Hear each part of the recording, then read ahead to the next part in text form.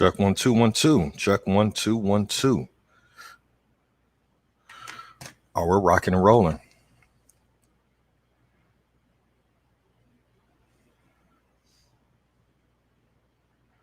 All right, let's get started here, y'all. Bear with me here.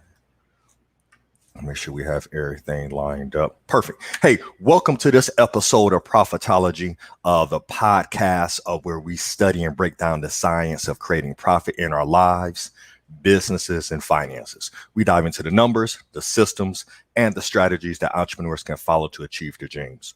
Hey, thank y'all for joining me today. My name is Jeffries, known as the Entrepreneur CFO. I'm the president of Diamond Equity Advisors, the cash flow concierge company. So I wanted to get on here and do a quick market update. There's so much going on in the current economy and the markets and things of that nature that I want to share with you what I've been sharing with our clients. So when the month of September rolled around, I reached out to my team and said, what we're going to do for the month of September is we're going to close our doors on taking on any new clients for the month of September. And they asked me, well, Perry, why are you doing this? I said, I have concern about the data that I'm seeing concerning our economy. And I want to make sure that our clients have crystal clarity on what may be coming down the pipeline and seeing if we need to be proactive versus reactive with respects to what I'm seeing in the economy. So those who don't know, I've been a fully licensed investment advisor / stockbroker for about 17 years. In addition to that, I'm a fractional CFO, which means I'm a CFO for several businesses across the country. So I have a unique vantage point in kind of looking at the economy.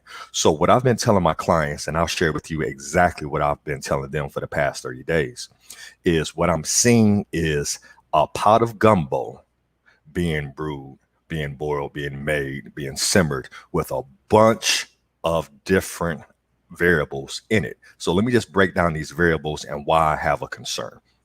So one, obviously we have the pandemic, right? So with the pandemic, we don't know if this thing is mutating from a virus standpoint and what's going on. I have several clients who are in the medical space as physicians. They've given me their feedback on it. I said, okay, got it. So this is something we need to be concerned about with respects to the virus becoming more infectious, which I totally understand. Okay. But with the pandemic, regardless of kind of where you sit on that spectrum, you have to then take in consideration the impact it's had on our economy. So if you look at it, we have unemployment going sky high. Just here recently, I think Disney laid off 28,000 people. You have our gross domestic product, our GDP, had one of its worst quarters ever, being down 32%. And GDP is a measurement of how we're spending money as a country. You have businesses that are functioning at 50% capacity max because of the social distancing. Your favorite restaurants, yes, they've opened up and we can go visit them, but from a revenue standpoint, they're not doing the same revenue they were doing because of the social distancing and the limited capacity. So you have those businesses who are struggling and just barely staying afloat. I saw a stat here recently that 1 in 6 small businesses will close their doors because of the pandemic. So you have that going on. We spoke about heightened unemployment, right? You're looking at, you couple that and then you sprinkle in the fact that we have a crazy election going on and no telling what this circus is going to do. You sprinkled in a little bit of racial tension, just the racial tension that's going on in our country, which is going to have an impact, obviously, on our economy, right? You sprinkle in then as well some things people aren't looking at, commercial real estate. And you say, hey, Perry, why are you concerned about commercial real estate? Well, I look at it like this. Because of the new normal and so many people having to work virtually, a lot of businesses are starting to realize like, wow, we actually are getting the same productivity with people working from home as they were in this huge office. Do we want to renew our lease? How many companies are not going to go back into the building or going to renegotiate those lease agreements where they don't have to go in, whatever the case may be? That's going to have a huge impact on commercial real estate because businesses are realizing we may not actually need to have our staff here for them to be productive. Something else you need to be thinking about. So just all of these different variables going on. You're looking at the travel industry almost coming to a screeching halt. I know we're starting to open that back up. People starting to fly and travel and things of that nature, but still not at the level that we used to. So when you look at all of these just different components into this whole pot of gumbo, it's concerning. But the one thing that nobody is talking about, and it's mind blowing to me because I'm not seeing any real data on it and nobody's having a conversation about it, is the CARES Act. With the CARES Act, the government's response to the pandemic, they rolled out a couple different provisions, right? They made it easier to take money out of your 401k and not pay penalties. People not realizing that they still have to pay taxes. They made SBA funding easily accessible. And that's where my concern is. So again, I don't subscribe to conspiracy theories and, oh, well, the world is coming to the end. I'm looking at the data. And as I'm looking at this data, something sticks in my mind. I'm reminded of 2007 and 2009. Do you remember when the market crashed and our economy crashed during that time frame? Right, the stock market was cut in half by 60%, or cut in more than half by more than about up to 60%. And you kind of look at the stock market now, and you wonder why is the stock market soaring when we're right in the middle of a depression, right, or going into a recession, right? So you start to think about these things like, why is the stock market this high, and people are losing jobs, and businesses are closing and not functioning at normal capacity, right? Something's odd, something's off. Then again, I go back to 2007, 2009, and I start to think, what caused our economy to crash then? Well, it was the mortgage crisis, right? Y'all remember back in the day, 2007, 2009, before then, people were getting mortgages where they didn't have to state their income. They didn't have to verify their income. They were getting, $500,000 loans for, with $500 and $700 payments. And people were getting these loans that they could not afford. And when them loans started to reset, it had that effect on our entire economy. And that's what brought the market down. So let's just sink in for a second. That's what brought us down in 2007 and 2009, the quote unquote Great Recession. Well, what people are not talking about, going back to my earlier point, is the SBA loans that have been issued. So with the SBA loan, specifically the EIDL loan, the Economic Injury Disaster Loan, I have heightened concern about that.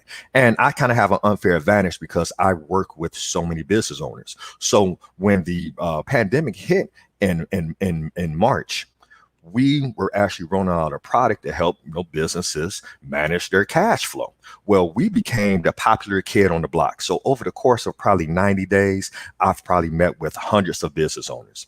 And what I'm finding is that the business owners who receive this SBA loan, this Economic Injury Disaster Loan, 90% of them do not know how it functions, and also to what the requirements are with it. So you find people, and you're seeing this on the news now, where people going out and buying Lamborghinis and, hey, I'm gonna take this SBA loan and invest in real estate. Hard pause, y'all, hard pause. You have folks who couldn't qualify for a $500 signature loan at the bank 1 month in February, and then in March, April, and May are getting hundreds of thousands of dollars from the SBA. Well, understand the Economic Injury Disaster Loan is for companies who were actually experiencing a natural disaster. So the way this loan was really set up decades ago was like, hey, if your business got hit by a tornado or a hurricane or something along those lines, you had this funding from the SBA to be able to keep that business afloat. But you had to show, that you were actually a business that was, had revenue and things of that nature. Well, when the pandemic hit and they opened up the EIDL loan to all of us, because all of us were impacted by the pandemic, you have folks applying for this loan who had poor financials, who were already underwater before the pandemic. We're already mismanaging funds and misallocating dollars, right? We're already commingling funds. Tax returns were looking horrible. All of that. So long story short, these people have gotten loans for hundreds of thousands of dollars, and they don't know how this loan works. So how this loan is a little different from some other loans, people could just they signed up for this loan via a DocuSign electronic signature, and they did not read the fine print. And what the fine print says is that if you receive a loan above $25,000, you hereby grant the SBA access to the following collateral. In that language, it says your home, personal home, future home, your personal, tangible, and intangible properties and assets, your deposit accounts. So let's get this crystal clear. A lot of people have received this loan and don't realize that you can't default on this loan. It's a 30-year loan that you have agreed to. And if you received above $25,000, you have just put up your financial, wherewithal, your entire balance sheet, personal and business, as collateral. So a lot of folks are not paying attention to this. And also, too, they're receiving funds and then taking a dollar and say, hey, yo, I got money from the SBA. Let's go flip it. I'm going to go buy some real estate. Hard pause. It says in the guidelines that these dollars have to be used for the business that it was approved for. So if you were selling ice cream cones, you can't go out and buy real estate with this money because you got the loan based on selling ice cream cones. You have to use those dollars for that business. So I've seen folks who have gotten, I had a conversation with folks who have gotten $10,000 for driving Uber and say, hey, we're going to go out and buy real estate. Hard pause. That's actually bank and wire fraud. You told the SBA, I need money for this. You can't turn around and use the money for something totally different that's not aligned with your business. So what's going on is that people got this money. And because of the way the loan is structured, you don't have a payment for 12 months. It almost feels like free money to these small business owners and entrepreneurs. And it's the wild, wild west. They're just doing all kind of crazy things with it. Well, here's the deal, folks. If you don't use these monies the way they're supposed to be used, the SBA can come back and audit you up to 3 years. And they may ask for all of those receipts, all of those, we want to know exactly where every dollar went to. And if you can't show without a shadow of a doubt via that audit that those monies went towards what it's supposed to go towards, you're out of compliance and you have now committed fraud. On the flip side of that, because the way it's written inside the loan, you've put up all of your personal assets as collateral for this loan. Because think about this for a second. Last time I looked, the SBA had issued about $10 billion in this loan, right? In the economic energy disaster loan. Well, they issued it so quickly. You don't think they're protecting their backside on this? This ain't free money, y'all. You've put up all your personal assets. So what I'm projecting is that probably second or third quarter of 2021. And again, I don't have a crystal ball. That's what I've always been. That's what I've told my clients for the past 30 days. I don't have a crystal ball, but I do understand data and I do understand math, and I have an unfair advantage because I'm seeing what's happening at the ground level with respects to these SBA loans, because I'm talking to hundreds of business owners. Those first payments aren't going to come due until probably April, May, June of 2021. What happens when these start to default? And you notice I didn't say if they default. When they start to default, okay? Because if 83% of businesses fail anyway, and now we've given money to a lot of these businesses that were failing anyway, what are they doing with these funds? Are they misappropriating the funds? Are they mismanaging the funds? Do they have the correct financial system to manage this stuff the right way? Are they going to be prepared for an audit? What I'm projecting is that we're going to see something very similar to what we saw in 2007 and 2009. When these loans start to default, this is not something you can just wipe your hands and say, oh, I'm sorry, SBA, my business didn't make it. I'm just going to bankrupt the business. No, you've already given the SBA, you've already put up your personal finances, your home, your future home, your personal assets as collateral. What happens when the SBA starts to collect on those loans and people start to default? And another thing with respect to the loan, it's a 30-year loan. How many people know businesses that have been around for 30 years? So you pretty much have mortgaged everything. Now, I'm not saying it's a bad loan because, and for full transparency, I'm saying we received a loan, but we have those dollars sitting until there's an opportunity. If something happens and we need to be able to tap into those dollars, we didn't go out and buy new cars and Lamborghinis and, hey, I'm gonna use this to flip into real estate. No, those dollars are earmarked to be used exactly what they're supposed to be earmarked for, and that's for operating expenses for the business that got approved for. So with that being said, y'all, when I think when the chickens come home to roost on this thing, second, third quarter of 2021, I think we need to be prepared for something that we saw very similar to 2007 and 2009. Hopefully I'm wrong, but again, I'm looking at the math. The math is telling me we're not out of this pandemic, and we may be dealing with COVID-19 for another year and some change. I'm looking at businesses at 50% of capacity. I'm looking at unemployment continuing to go up and companies still laying people off. I'm looking at a stat that's saying 1 in 6 businesses are going to fail. I'm looking at a stock market that's at a level that it shouldn't be at based upon fundamentals, because companies are not being as profitable as they normally are. I'm not saying all companies, but the majority of companies are struggling right now. I'm looking at an election, and we don't know how that's going to play into this. We're looking at the heightened racial tensions going on. It's just all of these variables.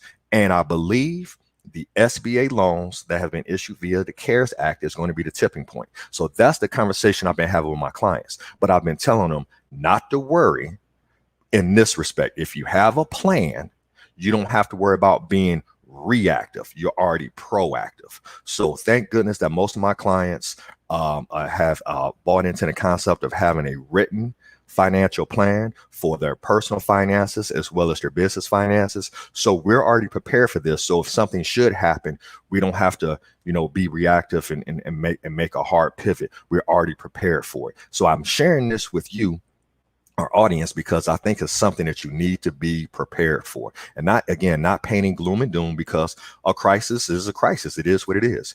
And we'll get out of this at some point in time. But in the meantime, depending on where you are, if you're a person who's about to retire in 5 years, or you're a young person, your pivot or your action steps that you need to take may be different. So I highly recommend that if you are not working with a financial professional, you need to make that a priority today.